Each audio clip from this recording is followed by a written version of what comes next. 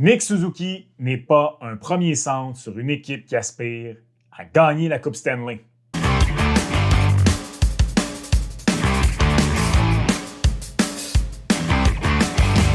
What's up tout le monde, c'est ton boy Max. Nick Suzuki connaît vraiment de bons moments présentement. Par contre, on entend beaucoup à son sujet que c'est un premier centre en ce moment chez le Canadien de Montréal, mais ce ne sera pas un premier centre si un jour l'équipe aspire à gagner la Coupe Stanley.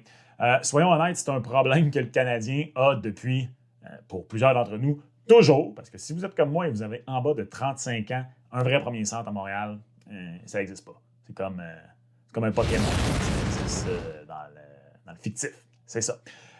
Mais contrairement à Tomáš Plekanec et Saku Koivu, est-ce que c'est vraiment vrai? Ben, c'est ce qu'on va regarder dans cette vidéo-là. On va faire une épreuve des faits. On va regarder certaines choses pour tenter d'évaluer si, effectivement, Nick Suzuki, si tu veux aspirer à la Coupe Stanley, c'est mieux que ce soit ton deuxième centre. Ou si, au contraire, cette espèce de réputation-là qui s'est un peu forgée, elle est surfaite. Juste avant qu'on débute, par contre, s'il te plaît, si jamais c'est pas fait, abonne-toi. 80% d'entre vous qui écoutez les vidéos n'êtes pas abonnés. La chaîne a connu une croissance phénoménale dans le dernier mois et je vous en remercie d'ailleurs. Mais mettons que c'est pas la première fois là, que tu écoutes ton boy et tu t'es pas encore abonné. Come on, man! Aide ton boy! Fais-moi plaisir, s'il te plaît. Abonne-toi. Tu peux même cliquer sur la cloche pour recevoir les notifications de contenu, mais tu n'es même pas obligé d'aller là. Abonne-toi, like la vidéo. Et surtout, n'oubliez pas de laisser des commentaires. J'essaie de lire le plus possible tous les commentaires, d'y répondre quand il y a une discussion à avoir.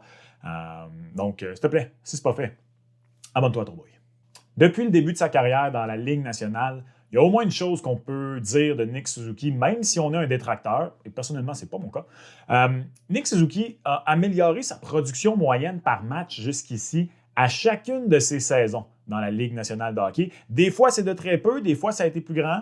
Comme amélioration. Et au moment où on se parle, il se dirige vers la même chose encore cette année. Au moment de l'enregistrement de la vidéo, il frôle le point par match grâce à une superbe séquence. Donc, c'est quand même important de prendre en considération. Nick Suzuki a seulement 24 ans. Donc, c'est différent pour tous les joueurs. Bien sûr, pour un Connor McDavid puis un Sidney Crosby qui arrivent puis qui ont des saisons grandioses puis qui gagnent des Hearts à 19-20 ans. Combien tu as de joueurs plus réguliers qui font pas ça? T'en as beaucoup. Également, un truc à prendre en considération quand il est question des premiers centres, c'est pas juste la production, c'est est-ce qu'il fait produire les autres? Il ne faut pas oublier qu'en 2022-2023, Nick Suzuki, avec les blessures, c'est quand même ramassé avec Raphaël Harvey-Pinard. Mes respects, Raphaël, à ses côtés. Le gars arrivait du Rocket de Laval, puis s'est mis à produire à un rythme qui aurait été équivalent à 30 buts sur une saison de 82 matchs. C'est important en considération. Artemi Panarin, qui est à ta gauche. Encore une fois, aucun manque de respect à Raphaël Harvey-Pinard ici, s'il vous plaît. Donc, il y a ça également à prendre en considération. Et bien sûr, le travail défensif. Tu sais, je veux dire, tu n'évalues pas Patrice Bergeron de la même façon que tu évalues Connor McDavid. Tu n'évalues pas Andrzej Kopitar de la même façon que tu évalues Nathan MacKinnon et ainsi de suite. Puis là, bien sûr, je viens quand même de prendre des solides joueurs de centre, mais vous comprenez quand même ce que je veux dire. Personnellement, j'ai décidé d'analyser ça de deux façons différentes. Et la première, j'ai décidé de regarder les joueurs de centre des équipes qui ont gagné la Coupe Stanley ces dernières années. On va reculer dans le temps. On n'aura pas besoin de reculer si loin que ça. Là. Je veux dire, on ne va pas regarder les 50 dernières années. Honnêtement, on ne regardera même pas les 15 dernières années parce que tu n'as pas besoin. D'abord, la Ligue nationale évolue au fil du temps. Fait que, pendant un bout, les équipes voulaient imiter les Ducks d'Anaheim en 2007 là, quand ils ont gagné avec un club de mastodontes. C'est vraiment la peine de regarder là. En tout cas, si on regarde d'abord, donc, les derniers champions de la Coupe Stanley. Puis je vous dis après ça, c'est quoi la deuxième façon que j'ai regardé pour évaluer Nick Suzuki. D'abord, donc, en 2023, les Golden Knights de Vegas, bien sûr, si on regarde leurs deux centres identifiés comme numéro 1 et numéro 2, Jack Eichel et Chandler Stevenson, Jack Eichel n'a jamais, à mon humble avis, 100% livré la marchandise sur la promesse. Et soyons honnêtes, du monde qui essaie de nous faire, les pros d'espoir, essaient tout le temps de nous faire croire là, que pour que ce soit intéressant, qu'il y ait un petit débat. Là, puis maintenant, il y a eu un petit débat. Ouais, Jack Eichel pourrait peut-être être aussi bon que McDavid. Le sait qu'Eichel était vraiment bon à BU. Là. Ouais, on se rend compte qu'il y a quand même une coche entre les deux. Il a produit pas mal au point par match en 2022-2023. Jack Eichel, 66 en 67. Il avait été blessé, là, évidemment, et il a surtout été très bon en séries éliminatoires, failli gagner le trophée Conn Smythe. Ça s'est joué entre lui et Jonathan Marchessault. Deuxième centre, Chandler Stevenson, qui a fait 65 points, mais en 81 matchs. D'abord, ce qu'on remarque, c'est que c'était tes deux meilleurs pointeurs du côté des Golden Knights de Vegas l'an passé. Est-ce que ça aurait été ça si tout le monde avait été en santé toute la saison? Ça, c'est un autre débat. Chandler Stevenson, pour moi, ça, c'est la définition d'un deuxième centre. Un gars qui est responsable, un gars qui t'offre une soixantaine de points. Moi, personnellement, je trouve que c'est un peu une version Wish de Phil Dano, mais j'avais le débat à ma job l'autre fois avec un collègue qui disait que lui, Phil Dano est la version Wish de Chandler Stevenson. Stevenson a peut-être un petit peu plus d'upside défensif, mais pas autant le maître défensif qu'est Phil Dano. Ça, pour moi, ça joue pour beaucoup pour un deuxième centre. Bref, en plus, c'est drôle qu'on prenne les Golden Knights en partant. C'est eux qui avaient repêché Nick Suzuki. Si tu remplaces Jack Eichel par Nick Suzuki, est-ce que les Golden Knights de Vegas demeurent un aspirant à la Coupe Stanley? Est-ce que les Golden Knights de Vegas, ils arrivent à une date limite des transactions et tu te dis on est bon, mais il nous manque un gros joueur de centre pour gagner la Coupe Stanley? Honnêtement, la question se pose. La version actuelle de Nick Suzuki, qui justement frôle le point par match, tu le mets à Vegas. Je pense qu'il est un centre qui est en train de finalement remplir la promesse du two-way qu'on nous disait. Souvenez-vous le nombre de fois qu'on s'est fait dire un mini Bergeron. Moi, j'ai toujours trouvé que c'était un peu surfait. Je trouvais quasiment que c'était borderline un manque de respect à Patrice Bergeron, d'ailleurs. Mais cette année, oubliez le plus et moins. C'est que Nick Suzuki est moins 13. Je trouve que c'est une statistique qui est surfaite, les plus et moins. Quand on regarde les statistiques avancées, je veux dire, même Dom de The Athletic, que plusieurs pensent qu'il est un détracteur du Canadien, il avait d'ailleurs mis Nick Suzuki l'an passé sur sa liste des pires contrats de la Ligue nationale, mais à la mi-saison, il y avait carrément Nick Suzuki, selon lui, comme le meilleur attaquant défensif de la Ligue nationale, de par des statistiques avancées. Ça en dit quand même beaucoup sur la qualité de Nick Suzuki. Bref, si tu remplaces le premier centre des Golden Knights de Vegas, Jack Eichel, par Nick Suzuki, parce que les Golden Knights de Vegas ne sont pas un aspirant à la Coupe Stanley, je pense que Nick Suzuki est une petite coche sous Jack Eichel, mais je n'irai pas jusqu'à dire qu'ils ne sont pas un aspirant à la Coupe Stanley. 2022, ben là, écoutez, Nathan MacKinnon, c'est Nathan MacKinnon, et Nazem Kadri qui avait connu l'année de sa carrière en 2021-2022, 87 points, près d'une trentaine de buts en seulement 71 matchs. Nathan MacKinnon avait raté près d'une vingtaine de matchs cette année-là. Il avait récolté 88 points. D'ailleurs, j'y pense en ce moment, je n'avais pas pantoute prévu ça dans mes notes, mais Nick Suzuki n'a jamais raté de match. Là, je pense à ça en regardant le fait que Kadri, 71 matchs, MacKinnon, 65 matchs, Jack Eichel, 67 matchs. C'est quand même à prendre en considération, la durabilité, mais ça, en même temps, tu sais jamais, ça peut être une bad luck, ça peut être bien des affaires, mais je lance ça dans l'univers de même. Est-ce que c'est vraiment un point de discussion? Je ne sais pas. Vous pouvez me laisser savoir en commentaire. Évidemment, Nick Suzuki n'est pas à la cheville de Nathan MacKinnon. Nathan MacKinnon, pour moi, est dans la catégorie... Il y a générationnel, ça le dit, il y en a un ou deux par génération. Crosby, Ovechkin, la génération d'avant. Moi, personnellement, les joueurs générationnels en ce moment dans la LNH, là, dans leur prime, parce que peut-être que Connor Bedard va le devenir, mais il faut quand même lui donner le temps de le devenir. Pour moi, les joueurs générationnels en ce moment dans la LNH, c'est Cale Makar et Connor McDavid. Je veux dire, Nathan MacKinnon, je l'adore. Moi, je pense qu'il s'enligne pour gagner le Hart cette saison, mais il ne l'a pas encore fait. Bref, il est dans la catégorie juste en dessous. Joueur franchise. Puis, joueur franchise sur 30 équipes sur 32 dans la Ligue nationale de hockey. Donc, évidemment que Nick Suzuki n'aurait pas été aussi bon que Nathan MacKinnon pour l'Avalanche du Colorado. Ceci étant dit, regardez la façon dont l'Avalanche du Colorado était bâtie lorsqu'ils ont gagné la Coupe Stanley, justement avec un Cale Makar comme défenseur, avec un Nazem Kadri qui a fait 87 points en 71 matchs, un one-two punch Nazem Kadri, Nick Suzuki, et déjà, là, avec seulement 2 équipes, j'arrive un peu, moi, personnellement, à mon opinion là-dessus, c'est que ça n'existe pas un centre type, il n'y a pas un template, ça n'existe pas un centre type de lui, c'est un premier centre sur une équipe qui aspire à la Coupe Stanley. Pourquoi? Bien, poursuivons. Parce que regardez comment l'Avalanche du Colorado est bâtie. Bien sûr, Nathan MacKinnon est un des 2 vrais joueurs de cette équipe-là, que c'est sur eux 2 que ça repose, Nathan MacKinnon et Cale Makar. Mais en 2022, l'Avalanche du Colorado était suffisamment bien bâtie avec une superbe défense complète, de bons ailiers, une profondeur pratiquement inégalée, qui faisait en sorte que, OK, c'est Nathan MacKinnon, mais si c'était pas Nathan MacKinnon puis c'était Nick Suzuki, je ne dis pas que l'Avalanche du Colorado gagne la Coupe Stanley quand même, loin de là, je ne suis pas dupe. C'est Nathan MacKinnon, encore une fois. Mais voyez-vous où je veux en venir? En partant, là, tu remarques une chose. Tu as tout le temps, à tout le moins, 2 bons centres. Et les Golden Knights de Vegas ont également William Karlsson au centre. Tu regardes, allons juste à l'année d'avant. Le Lightning de Tampa Bay en 2021, puis c'était sensiblement la même chose en 2020, même si ce n'était pas exactement la même équipe. Là. Et là, ça devient intéressant. Braden Point, Yanni Gourde, tu avais Blake Coleman, Anthony Cirelli. Puis tu sais, Steven Stamkos, à la base, c'était un centre, même s'il joue plus à l'aile ces dernières années. Alex Killorn peut jouer au centre. Bref, le Lightning de Tampa Bay était guiré en centre. Braden Point est devenu un des excellents centres dans les deux sens de la patinoire dans la Ligue nationale de hockey. Mais encore une fois, de la façon dont le Lightning de Tampa Bay est bâti, tu prends Nick Suzuki, qui là commence pas mal à approcher son prime tel qu'il est, un gars qui frôle le point par match avec simplement comme véritable aide Cole Caulfield, la nouvelle version de Juraj Slafkovský, Sean Monahan, Mike Madison. L'autre point à prendre en considération, qui y a autour de lui pour l'aider à produire? Si on prend Nick Suzuki et que dans son prime, on ne sait pas encore qui vont composer le Canadien de Montréal, mais mettons, tu le prends en ce moment et tu le déposes sur une équipe où tu le mets à la place de Nathan MacKinnon, puis il y a Mikko Rantanen sur son trio. Tu le prends puis tu le mets à la place de Braden Point et il y a Nikita Kucherov sur son trio. Vous pensez réellement que Nick Suzuki est un gars de 70 points? Moi, je pense que non. Moi, je pense qu'il va être meilleur que ça. Mais regarde, tout le monde a le droit à son opinion. Vous pouvez me laisser savoir en commentaire. Bref, Nick Suzuki, je pense qu'il serait un downgrade sur Braden Point, bien sûr. Encore une fois, est-ce que tu te dis, si t'es le Lightning de Tampa Bay, ça nous prendrait un vrai joueur de centre. Si tu remplaces Braden Point par Nick Suzuki, je ne pense pas. 2020, bon, c'est pas exactement la même formation, mais on ne s'éternisera pas sur le Lightning de 2020. Et là, on arrive à des équipes où là, c'est vraiment intéressant. Les Blues de Saint-Louis en 2019. Leur centre était Ryan O'Reilly et Braden Shen. Ryan O'Reilly arrive à Saint-Louis, améliore grandement sa fiche offensive, devient un gars 77 points en 82 matchs. Son deuxième centre, Braden Shen, 54 en 72. Ryan O'Reilly a gagné le trophée Conn Smythe cette année-là. C'est non négligeable.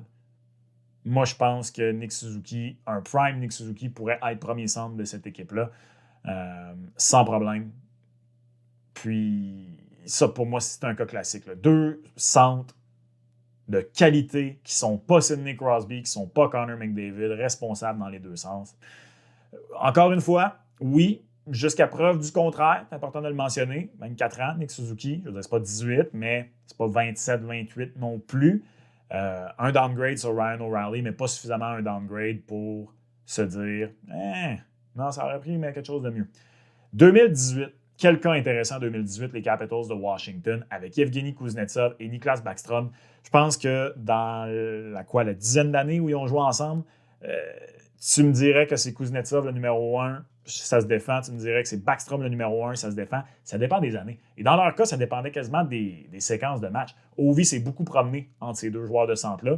Je pense que sur l'entièreté de la carrière, Niklas Backstrom a été meilleur, a été plus complet. Mais en 2018, Evgeny Kuznetsov aurait vraiment pu gagner le trophée Conn Smythe cette année-là. Il avait eu la meilleure saison, offensivement parlant, par rapport à Niklas Backstrom. Meilleure production offensive, mais pas tant que ça. 83 points pour Evgeny Kuznetsov, 71 points pour Niklas Backstrom. Ce qui m'amène personnellement à une première conclusion sur cette façon-là de regarder les joueurs de centre, c'est que tu as un premier centre, mais toutes ces équipes-là ont deux bons centres, ont deux centres de qualité. Et à Montréal, en cherche un depuis la naissance de Jésus-Christ, ou presque.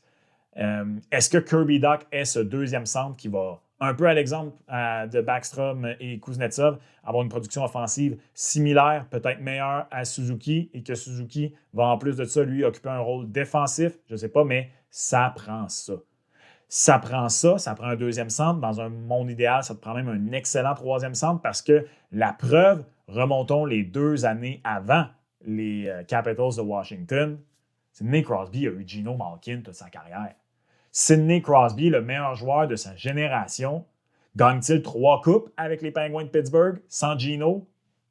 On ne le sait pas, ça c'est la vraie réponse, mais moi je pense que la poser la question, c'est d'y répondre. Par contre, et là je peux être d'accord sur un point, c'est que c'est sûr que d'avoir Sidney Crosby et Geno Malkin, bien sûr, ça compte beaucoup de choses. Regardez les Penguins. C'est la première ou la deuxième de leur coupe. On avait surnommé la défense la no-name defense. Tu peux pas Si Nick Suzuki est ton premier centre sur une équipe, bien sûr que tu ne peux pas avoir énormément de carences en défense. Bien sûr que tu ne peux pas avoir nécessairement un journeyman entre les poteaux. Mais une équipe, je le disais un peu plus tôt, pour moi, il n'y a pas de template. Faut que tu améliores tes forces en fonction de qui que tu as. Ça a été une des grosses faiblesses du Canadien de Montréal. D'ailleurs, pendant toute l'ère Carey Price, on s'est dit, on a Carey, essayons de gagner 1-0 tout le temps. Au lieu de s'être dit, on a Carey, il semble que si on avait une équipe en avant qui était capable de scorer quelques buts, on serait en Cadillac en tas. On ne l'a jamais fait. On n'a jamais su convenablement bâtir une équipe complète. Et c'est ça, les équipes qui gagnent la Coupe Stanley. Ce sont des équipes complètes. Ce sont des équipes qui n'ont pas de trous. Et c'est beaucoup plus une ligne de centre. Est-ce que Nick Suzuki serait clairement le centre numéro 1 identifié comme peut l'être Sidney Crosby, comme peut l'être Braden Point, comme peut l'être Nathan MacKinnon? Non. Mais peut être un des deux très bons centres, un A, un B, comme le sont Yevgeny Kuznetsov et Niklas Backstrom. Aucun doute dans mon esprit. Si on regarde la deuxième façon, je le disais, de regarder ça, des fois revenir dans le passé, même à très court terme, ça ne dit pas nécessairement où la Ligue nationale en est présentement. Je suis allé voir pour le fun, en date de l'enregistrement de la vidéo, je suis allé voir les favoris sur mise au jeu pour gagner la Coupe Stanley. Les favoris pour gagner la Coupe Stanley sont présentement Edmonton. Malgré tout ce qui s'est passé cette année, Edmonton est favori pour gagner la Coupe Stanley. Colorado, Boston, et après ça, tu as une triple égalité entre les Rangers, la Caroline et les Canucks. Les Oilers d'Edmonton, bien sûr, ont Leon Draisaitl et Connor McDavid, je veux dire. Et l'Avalanche du Colorado a Nathan MacKinnon. Donc, tu te dis, OK, ces équipes-là, si c'est Nick Suzuki à la place de Connor McDavid, de Nathan MacKinnon, ben, c'est pas comparable. C'est des joueurs, comme je disais, Connor McDavid, c'est un joueur générationnel. Nathan MacKinnon, c'est un gars qui est borderline générationnel. Donc, effectivement, si c'est Nick Suzuki à la place de ces gars-là, c'est pas la même chose. C'est pas du tout la même chose. Par contre, regardez les Bruins. Pavel Zacha et Charlie Coyle. Nick Suzuki serait le premier centre des Bruins de Boston en ce moment. Si vous n'êtes pas d'accord, venez m'expliquer pourquoi en commentaire. Nick Suzuki serait le premier centre des Bruins de Boston présentement. Et ça, pour moi, ce n'est pas preuve qu'au sein d'une équipe bien bâtie, qui a une culture, parce que, bien honnêtement, même si des fois je trouve que c'est galvaudé un peu comme terme, là, je commence à me dire qu'il y a quelque chose dans l'eau à Boston là, pour continuer à être aussi bon année après année, même quand l'équipe n'a pas l'air si bonne que ça. Nick Suzuki serait le premier centre des Bruins de Boston, à mon avis. Aucun doute là-dessus. Les Rangers de New York, au moment de l'enregistrement, ça va peut-être avoir changé par le temps que vous écoutez la vidéo, mais Nick Suzuki a légèrement plus de points que Mika Zibanejad et Vincent Trocheck. Vincent Trocheck, présentement, joue avec Artemi Panarin et Zibanejad joue avec Chris Kreider et Blake Wheeler. Nick Suzuki a encore probablement plus de points s'il joue pour les Rangers de New York. J'adore Mika Zibanejad, d'ailleurs. Quand vous regardez les Rangers de New York, est-ce que vous vous dites cette équipe-là est à un vrai joueur de centre numéro 1 de gagner la Coupe Stanley? Ben non. Et en plus de tout ça, les Rangers de New York, c'est une équipe qui a un trophée Norris en Adam Fox et un trophée Vizina en Igor Shesterkin. K'Andre Miller, Jacob Trouba, c'est une belle défense. C'est une équipe qui a du talent aux ailes, deux excellents centres en Vincent Trocheck et Mika Zibanejad. Moi, je crois aux Rangers cette année. Je ne suis pas là à me dire non, les Rangers ne sont pas un vrai aspirant à la Coupe Stanley parce qu'ils n'ont pas de joueur de centre numéro 1. Je le disais, il n'y a pas juste les points à regarder. Mais moi, je pense que tu interchanges Mika Zibanejad avec Nick Suzuki parce que pour moi, il est vraiment le centre numéro 1, même si j'adore Vincent Trocheck. Gros joueur de centre dans les deux sens de la patinoire. Gros, je parle gros gars. Je veux dire, pas 6'4", 230 livres, Vincent Trocheck, c'est pas ça que je veux dire. La Caroline, ben, je pense qu'en ce moment, on n'a pas le choix de dire que Sébastien Aho serait devant Nick Suzuki. Mais encore une fois, si vous remplacez Sébastien Aho par Nick Suzuki, les Hurricanes sont-ils mal pris? Non, vraiment pas. Pour moi, les Hurricanes demeurent en aspirant à la Coupe Stanley avec Nick Suzuki au poste de centre. Les Canucks, peut-être un peu une exception à l'image d'Edmonton, Colorado, même si on n'a pas nécessairement notre Nathan MacKinnon ou Connor McDavid. Et ce que je veux dire par là, c'est que je pense qu'Elias Peterson, vraiment un méchant joueur de hockey, mais là, il joue beaucoup plus à l'aile. On est allé chercher Elias Lindholm, on est allé chercher JT Miller, dans le but de faire un peu plus jouer Elias Peterson à l'aile. Mais si on est allé chercher justement Nick Suzuki à la place d'Elias Lindholm, est-ce que vous vous diriez, ben non, Nick Suzuki, c'est pas suffisant? Moi, quand les Canucks sont allés chercher Elias Lindholm, je me suis dit, quel gros move d'équipe de Coupe Stanley. Tu revires ça de bord. Les Canucks, admettons que pour une raison quelconque, ça aurait fité dans le plan, là, ils étaient allés chercher Nick Suzuki. Je pense que ça aurait été un encore plus gros move, peut-être, qu'Elias Lindholm. Peut-être pas, parce que là, on a vraiment beaucoup de gars offensifs, puis Elias Lindholm est excellent, mais encore une fois, je le disais, Nick Suzuki, présentement, en étant tout seul sur son club, en fait tellement. Moi, à la lumière de ce qu'on vient de regarder, les autres équipes, qui ils ont au poste de centre, comment ils produisent et ce que Nick Suzuki fait avec personne présentement à Montréal à 24 ans, moi, je pense que le Canadien n'est pas un aspirant à la Coupe Stanley avant que Nick Suzuki aille dans un monde de rêve 26, mais en réalité 27, 28, 29 ans. Je pense que Nick Suzuki, à 27, 28, 29 ans, va être un premier centre, un bon premier centre à une équipe qui aspire à la Coupe Stanley. Il ne sera pas le joueur franchise de cette équipe-là, peut-être, mais c'est la même chose pour beaucoup d'aspirants à la Coupe Stanley. C'est la même chose pour beaucoup de gagnants de la Coupe Stanley. Mes respects à Brayden Point, mais tu vas nommer Victor Hedman, Andrei Vasilevski, Nikita Kucherov probablement comme joueur de franchise avant lui. Mes respects à Niklas Backstrom et Yevgeny Kuznetsov. Il y en a peut-être des détracteurs qui vont dire que non, mais pas mal certain que vous auriez nommé Alex Ovechkin comme joueur de franchise des Capitals. Il y en a peut-être un qui aurait donné John Carlson. Et ça aussi, c'est un des points des équipes qui gagnent la Coupe Stanley. C'est qu'à Montréal, tu as eu Carey Price, puis Carey Price, pas mal tout seul pendant tellement longtemps, saupoudré d'un peu de piqué ici, puis ça n'a été pas assez long, qu'on se dit ça prend le joueur franchise. Des joueurs franchise qui sont le joueur franchise partout, tu en as très peu. Ça te prend des joueurs de franchise. Je pense qu'en ce moment, on est en train de se rendre compte que le Canadien de Montréal a déjà 3 beaux éléments de son top 3 offensif en Suzuki, Caulfield, Slavkovski. Si Kirby Dach peut sortir de l'infirmerie et arrêter d'aller voir Mme Pomme fraîche, d'après moi, on a Kirby Dach. Qu'est-ce qu'on va faire au repêchage cette année? Est-ce qu'on va faire une transaction? Ça va être intéressant. Après ça, l'endroit le mieux nanti en espoir, c'est la défense. Donc, c'est prometteur. Il y en a qui disent qu'il reste devant le filet. Moi, je pense que Samuel Montembeault est amplement capable d'être un gardien très, très intéressant jusqu'à ce qu'on voit est-ce que Jacob Fowler se développe. Mais bref, la conclusion pour moi, c'est que un centre numéro 1 qui aspire à d'une équipe qui aspire à la Coupe Stanley, ça n'existe pas dans un modèle parfait. Je pense que Nick Suzuki peut définitivement l'être. Mais voilà.